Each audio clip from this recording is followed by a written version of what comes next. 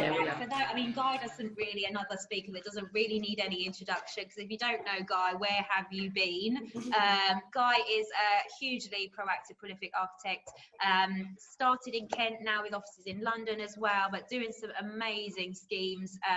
Well, I guess that, is it across the country now, Guy? I mean, obviously Kent, London, and beyond, in the West Country as well, but some really awe-inspiring and award-winning designs there. I won't say any more because I'll allow you to talk, Guy, and tell us all about yourselves. But Guy is focusing now in terms of architecture and design, and how that's really changing, obviously in light of current situation, the current times with COVID-19, and how we're going to emerge out of that. So thank you for joining us, Guy, and over to you.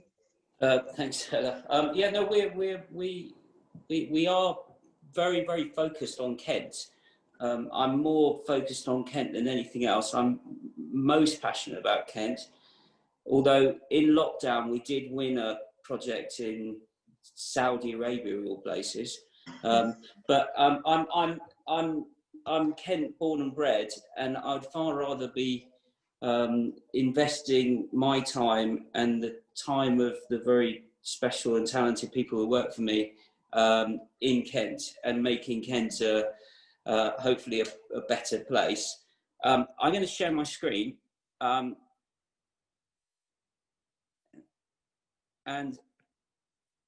what I wanted to talk to you about was, I wanted to try and take a little bit more of an optimistic approach to where we are at the moment in terms of the pandemic and COVID, and this is called As We Emerge. Can you see that, Ella? Yeah? Can somebody say they can see it? Yes, sorry, we can. Sorry, we muted ourselves. Yeah. Sorry. Probably best, Guy. That's all right. It's all right. I just wanted to check, because otherwise I'll be talking into a vacuum. But what I wanted to talk about was, you know, as we emerge, can we see opportunity, and are we able to take the long view? Can we look across the valley? And opportunity comes in many, many different guises, but can you recognize opportunity? And sometimes, I mean, historically, we've had people who are disruptors, people who think differently, people who can change the way we think. And quite often, when there is a disaster, some very positive things can emerge. And that's not to take anything away from the situation we're in, and it's incredibly difficult and very challenging, but I think change can occur, and change can occur in a positive way, which gives opportunity to Kent. And it's really about seeing those opportunities, and if we can find those opportunities, then Kent can emerge as a stronger county and a stronger place. And it is going to be a positive story. And I think Kent's got a huge amount to offer. And so if we just take living, and how we live and how we might live in the future is changing, because there is much more emphasis now on how we socialize, relax, and work within our living place. And there is also, can we put a value on how we use open space? Open space is going to become so important, and is becoming so important, whether that be you've got a much larger balcony, a garden, or a public park so near you. So how we use open space and the value of open space is going to be incredibly important. And we are in the Garden of England, so we should be championing gardens at this particular moment in time. And I think what we're seeing is a trend of people trying to get out of London because they're suddenly realizing that they can actually prosper and make money through these amazing devices that we have, and and they're seeking other locations to move in their home counties. And Kent is wonderfully positioned in terms of opportunity for open space, gardens, houses with gardens, flats with large balconies, and really importantly, if you can do it, apartments with views. And this scheme is the Leeds Pavilion, and I'm really super excited to say that we got planning permission earlier last week just for this, and it sits on the top of the Lees, and it's got this amazing view, and it's 91 apartments, and every single apartment will get a view in this building overlooking the sea. And within this building, and what we're doing is straddling over the top, is that we are going to convert the Lees Pavilion, which is just this incredible space that's gone into rack and ruin and is falling down, but we're going to return it to its essence from 1902 to when it was a venue space. Then it was a tea room, and if you were going to the war, you would have your last cup of tea on English shore before you returned or not return. So it's this hugely important building to Folkestone. And then could we create this venue space, which is going to be for music, for recitals, for theatre, for community groups. And this is an example of how the new is paying for the old, because all of the proceeds from the sale of this building will do the refurbishment of this building and also its ongoing maintenance costs. So new fosters the old, and the new is creating the heritage of the building. So I think this is, we're super excited about this project and getting planning, and then hopefully going on to deliver it. But in our communities, this is a flatted scheme, and you'll see Sir Roger de Haan is developing the seafront in the front, and we're on the top of the Lees.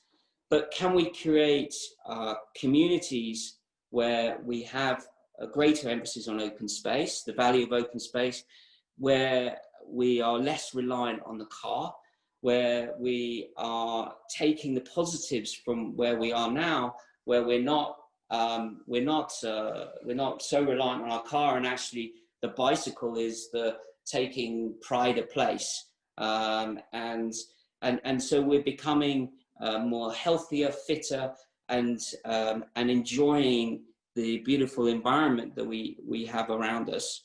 And I believe a lot of people are taking this, changing the way that we are living, and can architecture and developers, and can we start to think differently about how we might do that?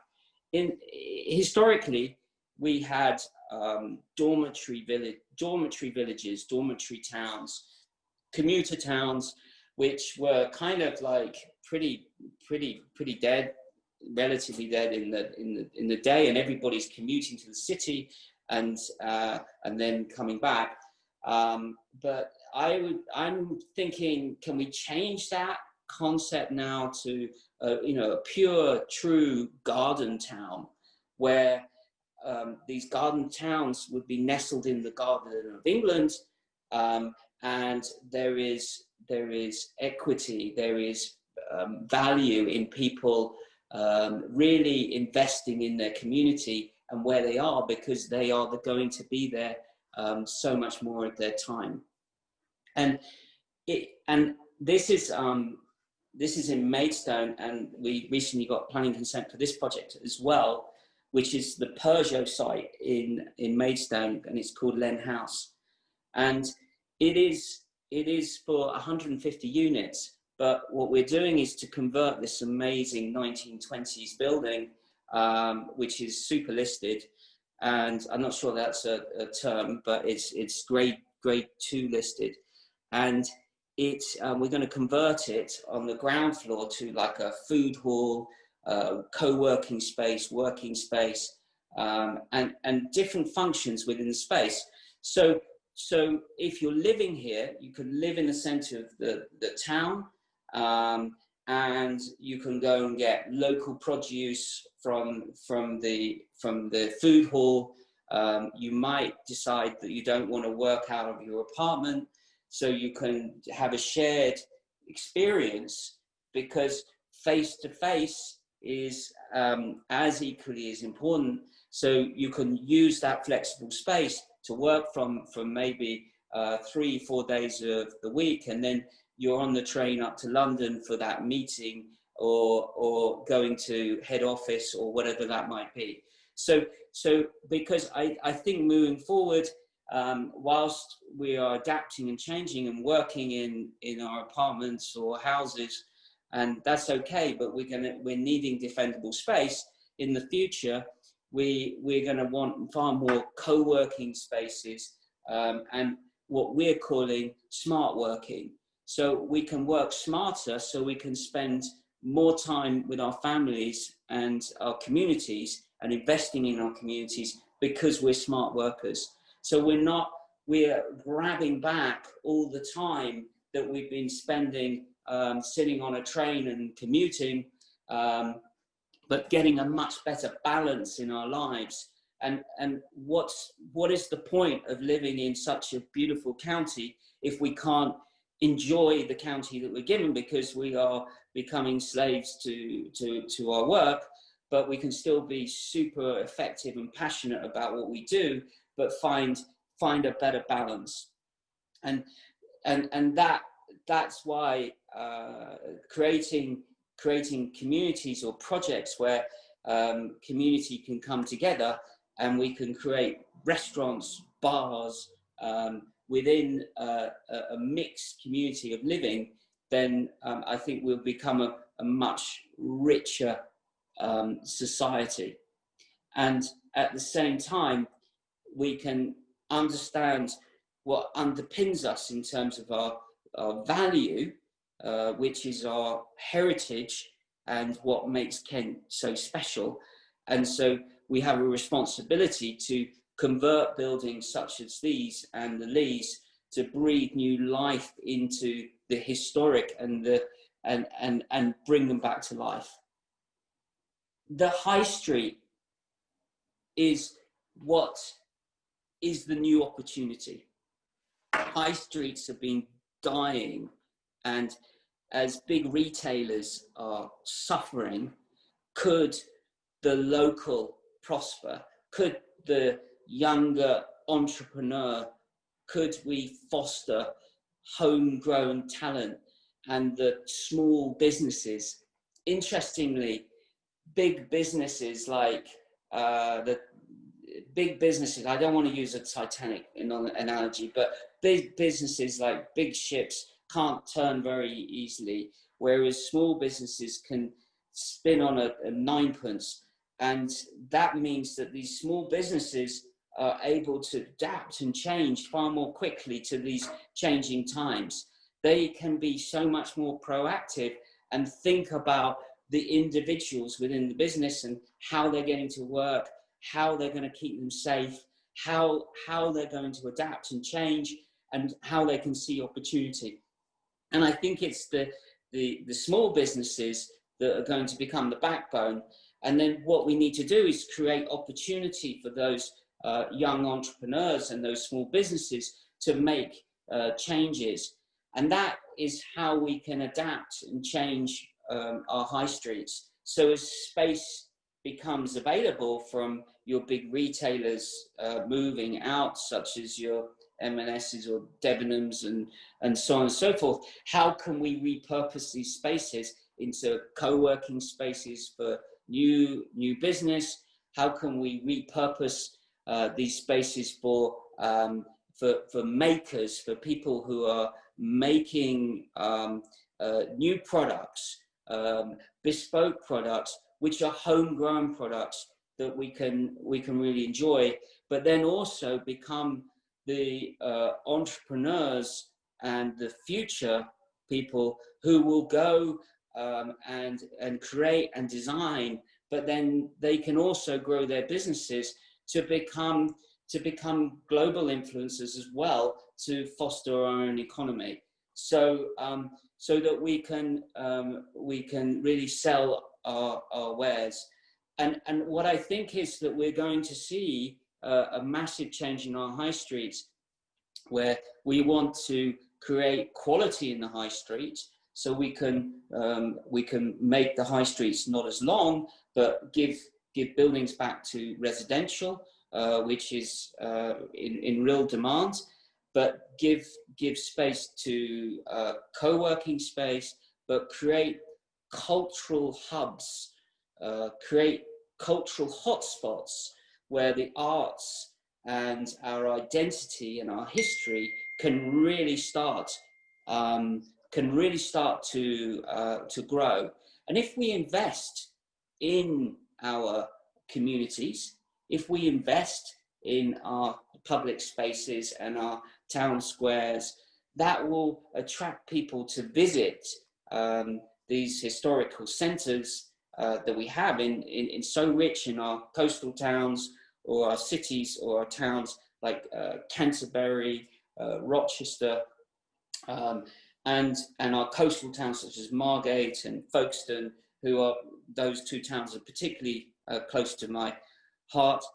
And then what we can do is attract people into these places, and then encourage people to have staycations, and then that will help our hotel industry, that will help the B&B industry, and that will help the local economy.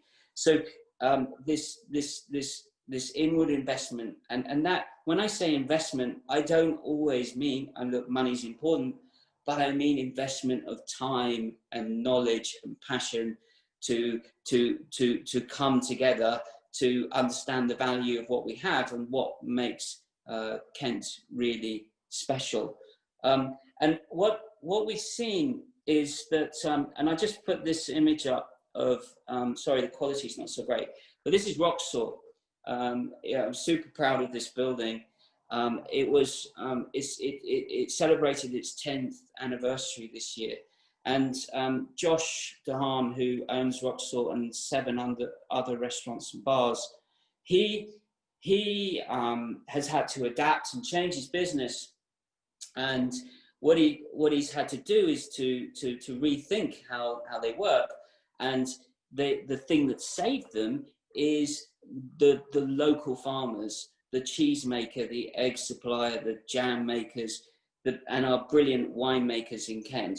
And that is what saved them, because they're able to re-look at their supply chain and re-look at how much they're spending on their supply chain, and they have gone local. And the more that we can do that, that is creating more of a circular economy, and then we can foster that, and then we can allow others to come in and celebrate that, which will really help Kent to prosper. What I think also is an opportunity and a plea is that the 3 Ps, public, private, and planning. Normally, you just hear public and private sectors together, but planning is so critical to the public and private working, and that never before have we needed these 3 ingredients to come together so much to make things work. We've seen planning departments grappling to change. We've got new planning legislation. The planning legislation is so massive, they're having to rethink how that's coming about. It's been really interesting going into planning committees which are virtual, and I think we're through a virtual committees, we're seeing a sort of more measured response. And what I hope is planning committees and planners more driven to keep our economy stimulated, which is so important. But what I would really think needs to happen is that businesses and the public and private sectors and the planning sector need to come together to trust each other to bring about positive change in our communities and to invest in that. And that doesn't mean just from the small businesses, but that also means to the big business. And how does big business have a place in this? And what we need is the public sector to stimulate the market to attract big business. And we've been working on Newtown Works, which is a very ambitious project to bring about 2,000 jobs to Kent in the creative industry. It's the largest growing industry in our economy. And if you think that Dyson could build a multi-billion-pound business in Wiltshire, why can't we bring big business to Kent? And the reason why I think we can see opportunities to do that now is because now is the moment to do this, is because big business needs to follow where the smart workers are working. So if we're all working from our homes and then going to London, that means that the talent pool is all around us, and we no longer need to suffer with the brain drain of the youngest and the brightest, thinking that the only place that they can prosper is in London. And actually, the young people, the best place that they can prosper is within the nurtured communities that we've grown, and that they can then realise that they can have an income and prosper here, but not just prosper financially, but prosper in terms of the richness of what we're creating as a place in terms of placemaking. And again, if we can create mixed places where heritage, there's a value to bring back these listed railway sheds and the investment in that, but creating workplaces, creating places to live, but creating places for education to prosper as well, and young people to experience the education that's offered and link big business to education. Then if we pull all our resources and pull people together, then we will have the supply chain and the talent pool, and young people will be able to see opportunity, and their first thought will be, well, I can do it here. Why can't I do it here? Why can't I invest here? Because that place invested in me as I was growing up, and I want to give back to that place.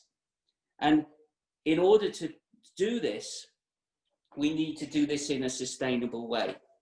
We need to create a circular economy and move away from an economy that we have, which is for the most part, which is like take, make, waste linear model. So what we want to do is to create opportunity where we're not reliant on fossil fuel, and we can generate our own electricity, and we can create buildings that can renew themselves or be reused in the same way as that we recycle materials or things, or cartons or plastic or whatever that might be. Can we create an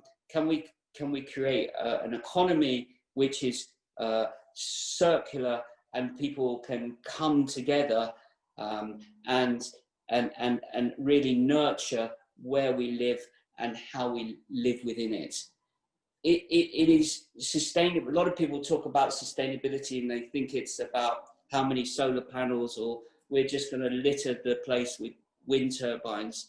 And actually, sustainability is so much more than that, and it should be ingrained within us. And we have been shown in this time of change that actually there is so much more value in going out on your bike or going on long walks and really appreciating what's around us and the value in what's around us, and not being so reliant on our cars, and not not being dictated to by the system that's being dictated to us, and actually take some ownership back ourselves as to how we want to live within our communities. If you're wondering what this image is, it is the Venorium, which we're in production information for at the moment, we have planning for. And it's a really exciting building where we are celebrating all the different wineries. It's the first time it's been done in Kent, where they bring all the different wineries together, and you can taste a Chapel Down wine, a Gusbourne wine, or now some of these French wines that are coming here, and great, the Tassinger, and you can taste these in this one place.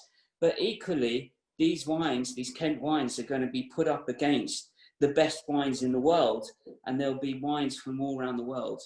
And that is what this is about. I'm talking a lot about the local, but if we sort out our own house, if we sort out the local, and we show and become an exemplar of how communities can live and how we can respect and invest in our communities, then we can show the rest of the world how that can be done, and we can show off to the rest of the world what we're doing, whether that is making the best wines, making the best curious beer, whether it's producing the best films in the best films with Netflix and globally, and using our heritage to do that, or whether that's celebrating our food and our wine in our restaurants and bars and showing how we do that, or if it's creating communities of homegrown talent of workers, and who knows what the next business that we're going to attract and the next inventions, or that we can sell our wares to on a global economy. So I think there is massive opportunity for rethinking and taking away how we live, how our high streets will reinvent themselves and become new hubs, new hotspots of culture, and how we can achieve this with the public and private and planning in a truly sustainable way. Thank you very much. That was amazing, Guy. Thank you, Guy. Definitely worth the wait. So thank you for joining us, and hope everybody enjoyed that. We've got I must say, actually, I'm glad we were on mute throughout that, because Cheryl's stomach, the noise is coming from there. No, really? Lunch, so I'm just talking to myself. It feels like I'm just talking to myself. I don't know what's going on. You don't know if anyone's there. There are 80 people on here, Guy. Okay. Yeah, and we've got lots of questions. Are you okay to take a couple of questions? Yeah, of course. We'll screen them, don't worry. It's not like what kind of you got on or anything like that. Open to abuse, it's fine. Okay, let's have a look. So we've got Lettice from MDA Consulting. She's a Kent girl herself, and your passion to work in the area is fantastic. Are there any areas of the country, county that you've not worked in before, or country, that you would love to put your touch on and improve? And in an ideal world, what would you do? Wow, Guy welcome is free reign. Crikey. Wonderful name, by the way. Lettice, yeah. I think that I think you need to try and see beauty in everything if you can. And I think I get most excited, and this might sound a bit counterintuitive, but I do get most excited about the most deprived, the most run down, the most economically disadvantaged places. And I take great pride in the fact that 10 years ago, if you were walking up Tontine Street in Folkestone, you might have been stabbed. And it was it was really dangerous. And now even the thought of that kind of feeling in Folkestone is just completely eradicated. I'm probably, because I was brought up in Herne Bay on the coast, I'm probably most passionate about coastal towns. And our studio here is in Hythe, but and I get very excited about anything that comes to me from Margate, because Margate, to be honest, trying to get something built in Margate is so bloody difficult. It is so hard, but I love the place, and I think it's got an amazing edge, and I think Margate's going to take off. And I'm very proud of Dreamland. I'm very proud of what we created at Dreamland with Wayne Hemingway. I'm now trying to create hotels there. I'm trying to create a 5-star hotel in Margate. There's 2 things I never thought I'd be able to say about Kent. One was I would enjoy Kent wine, and the other was I'd say a 5-star hotel in Margate. I mean, I never thought that would happen. I still haven't done it yet, but I'm trying to do it. We've got a wine question for you in a second, actually. Okay, go for it. Sorry.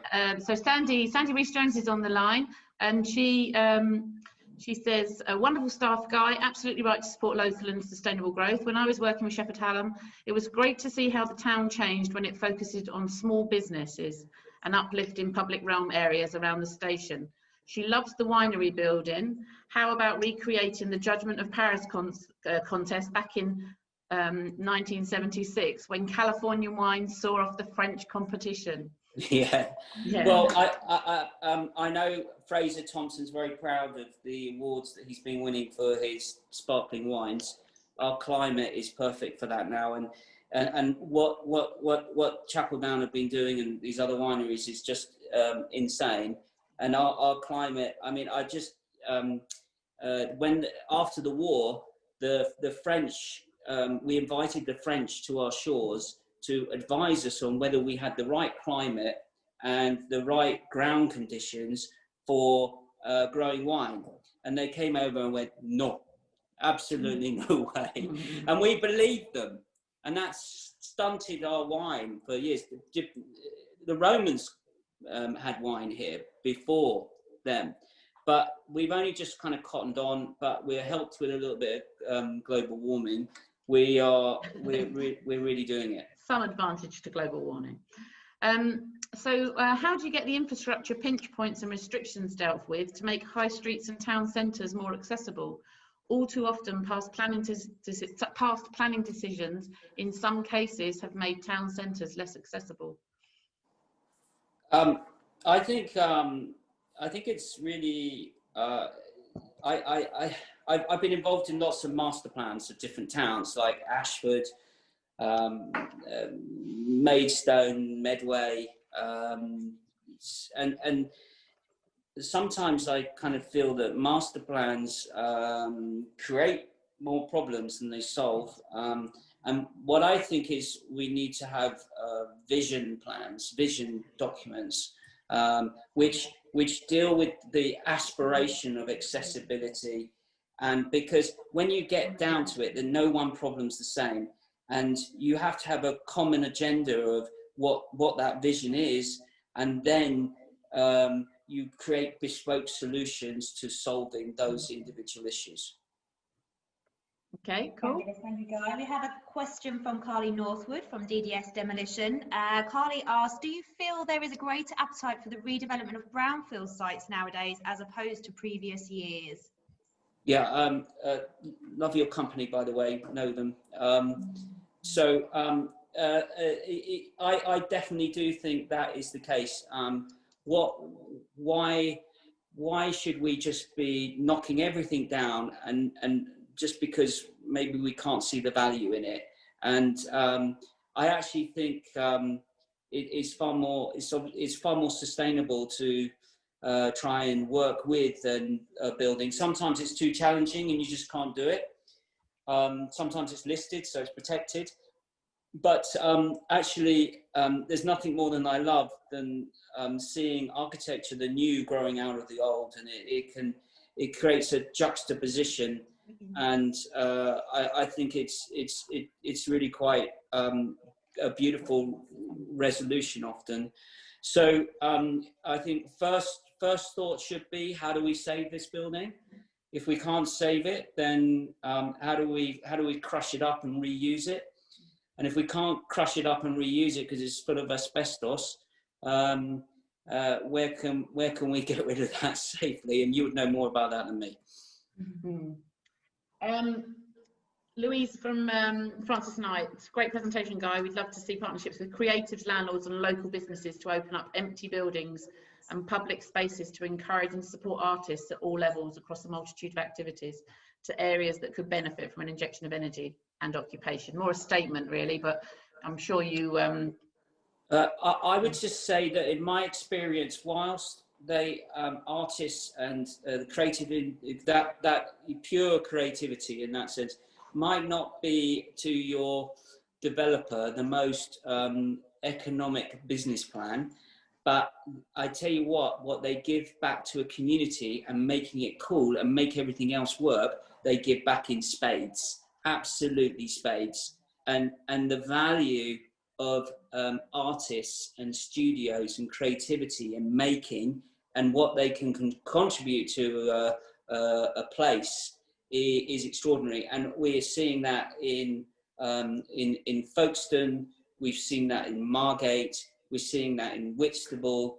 You know, it is an extraordinary thing.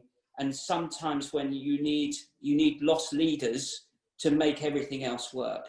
And the creative industry shouldn't be seen as a lost leader, but should be seen as the leader in regenerating our towns, because they have so much to contribute in terms of society.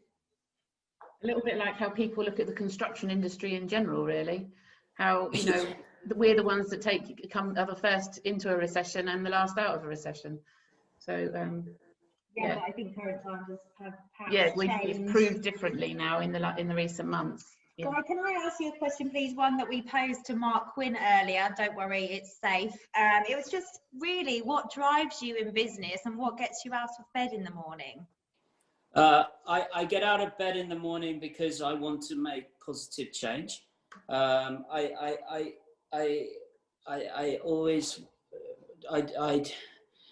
want to get into projects or things that can really make a difference. I get excited. I want to get out of bed every morning and get excited, and I want to infuse everyone around me, and so they feel that enthusiasm and they feel that energy, and I can kind of sweep them along with that passion and drive to create. And you know, you will know in terms of construction, building and planning, and because quite often it's a really tricky journey, and it can be quite long, but my God, if you get it right and you really invest in it, and there's a shared vision in it, the results can be incredibly rewarding, and I really enjoy those results. But it's about I get up, I'm driven to try and create a vision, allow people to buy into that, and the more people I can bring along in that vision, and make that shared vision, so it's just not my vision at all, and I'm just a contributor in that, the more successful we'll become. Very good. And on that note, Guy, then, so what would you say is perhaps the development, the design that has actually been brought to life in the built form that you're most proud of? Oh. Not upset. Silence by Holloway. No. You know, I don't know how many. I think I've got 50 active projects, maybe something like that.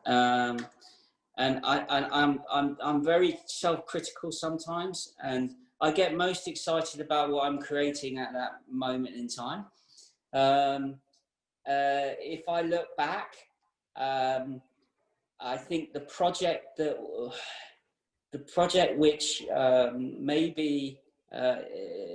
maybe describes most about what we're trying to achieve is Pobble House on Dungeness Beach. It was one of our smallest projects. I think it was like 250 grand or something silly. It's been published around the world, but that one house says more about that place and relates to Dungeness and in its materiality and its sustainable credentials, and it's enjoyed by lots of people who stay there. And apparently Ed Sheeran has booked, and he's been there 3 times. Absolutely loves it. Can you let us know when he's going again?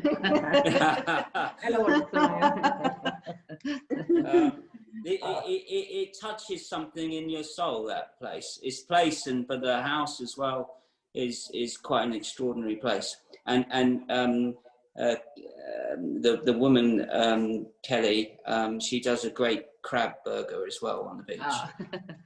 And I don't want to ask you about the one that got away, Guy, your other woman that Sarah talks about. But any update on that? Sometimes you become very passionately involved in you become so invested, you spend so much time in trying to creating these projects and everything else. But yeah, I mean, I'm becoming a little bit more immune as I get a bit older.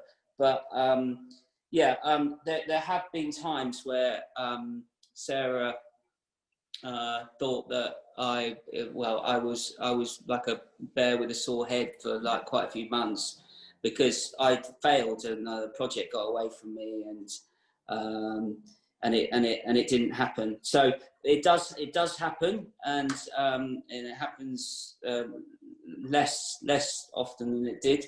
But you have to put the extra mile in, and you have to go the extra distance quite often. And and quite often, in order to make things happen, it's not about how good the design is or anything else. It's about who I know, how I know them, how I can bring this person to that thing, how I can connect people, how I can make it happen for the money, and make it find the value in something. And people maybe think that I'm an architect, but yes, I'm an architect. But what I really do is try and bring people together to make things happen in a really positive way.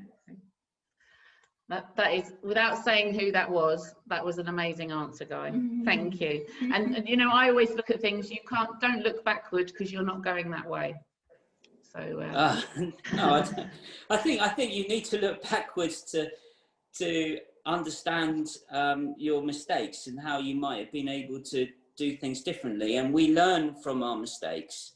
And if you're not given the environment or the opportunity to make mistakes, and I think as I think about I employ lots of young people, lots of people coming from you know, they have to be given some rope to hang themselves on, but just don't hang themselves too much. You know, it's you know, we live in a risk averse society, and I do feel, and if you're a client, you're about to invest millions into whatever it is, it's so easy to go for the safe option all the time, and somebody who's so I do spend a lot of my time trying to convince people that it's going to be okay. But do look back. I would say do look back, learn from your mistakes, and use them to make yourself stronger and move forward. Okay. Fabulous. I think that's a good place to let you off the hook now, Guy, actually.